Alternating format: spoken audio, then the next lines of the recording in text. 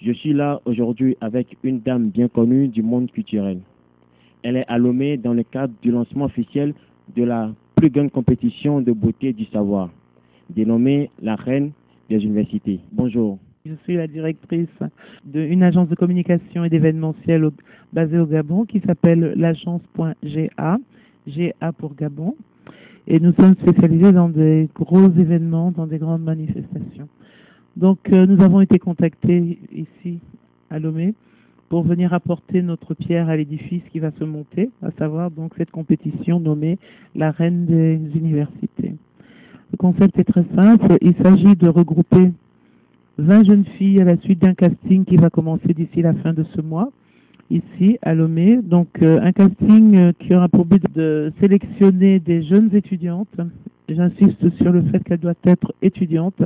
Ce casting va se faire au niveau des universités, tant publiques que privées. Les jeunes filles sont invitées à se présenter spontanément, sans aucune contrainte.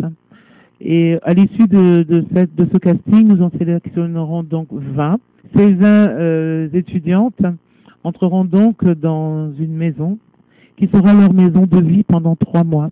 Pendant 3 mois durant lesquels elles vont subir une compétition très très très serrée.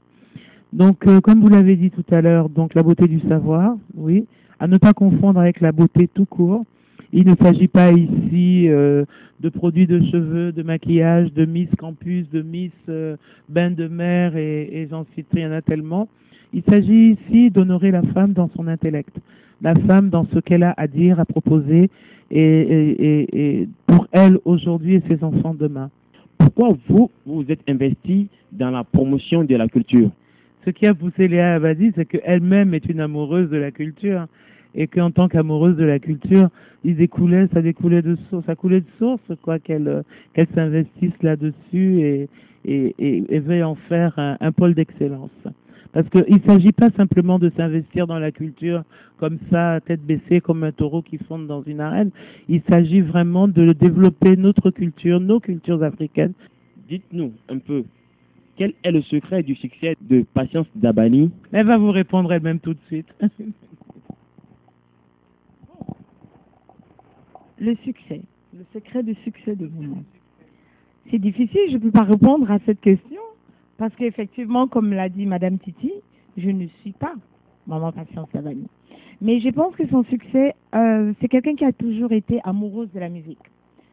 Son père, notre père, était déjà un musicien dès le départ. Sa mère, musicienne. Donc, elle est née vraiment dans le monde de la musique.